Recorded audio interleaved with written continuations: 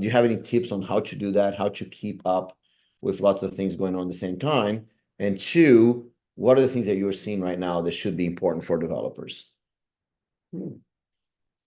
But to be honest, I don't know how I do it or why I do it. I just spend a lot of time reading. And one of the things that helped me a lot is that when I was a teenager, I took a speed reading course. That's pretty cool. Yeah. And I've so done that too. I can read like extremely fast. That's why consuming books for me is so easy. Like if I have to read, like if I take the whole day, if you give me like a technical book, like a 500-page book, I can do that in the same day. Pedro saying that he did that too. Okay.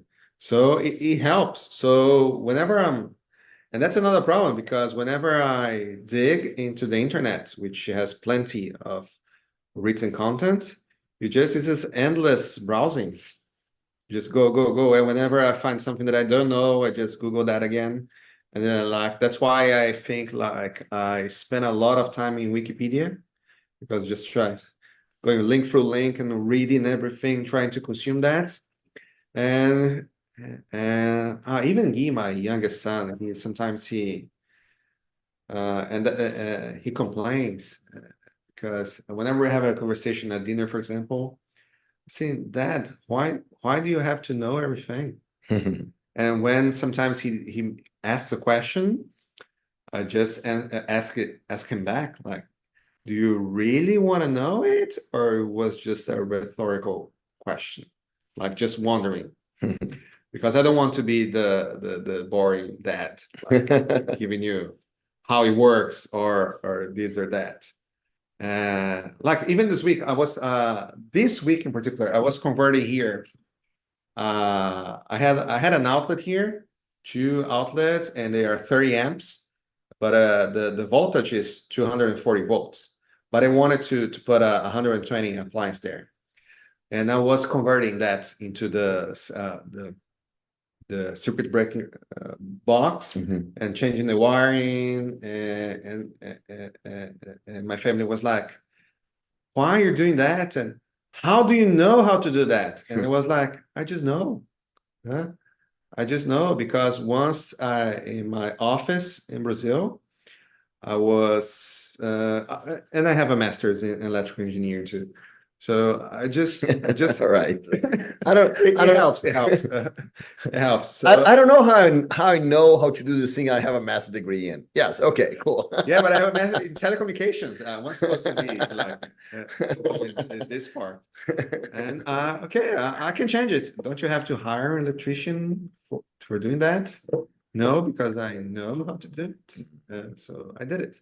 Well, I bought the wrong breaker, of course, and I had to go back and exchange it. But now it should be good.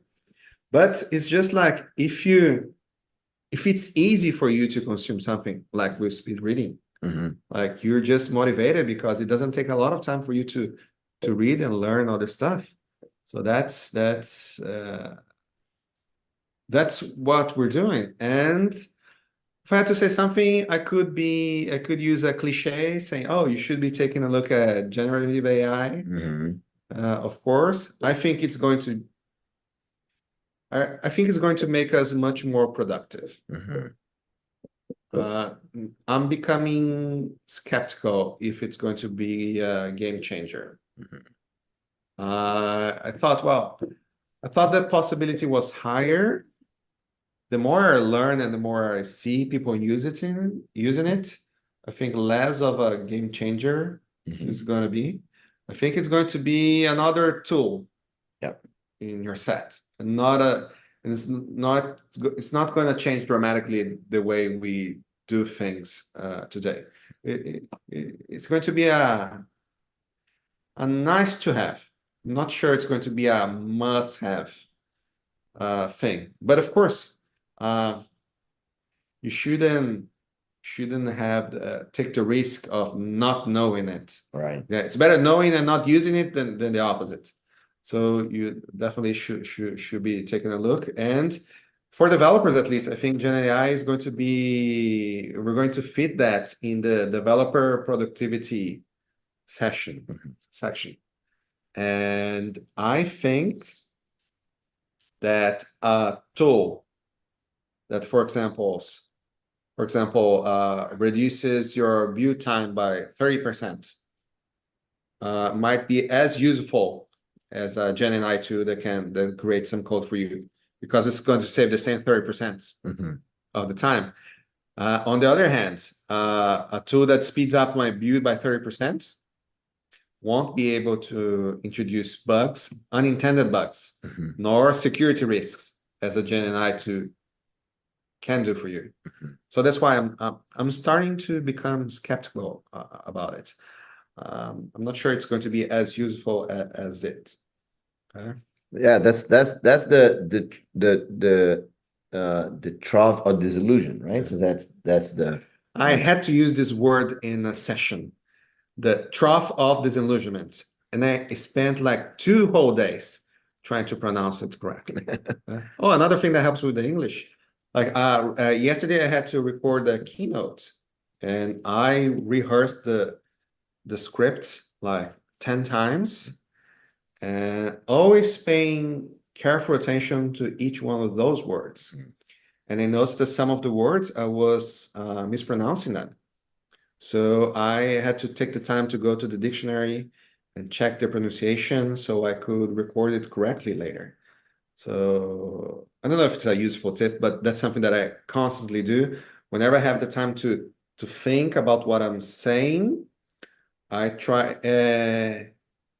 And you know when you're saying something weird, because you learn that after learning some languages, you know that every language has a rhythm, has a pattern of the way that the word sounds.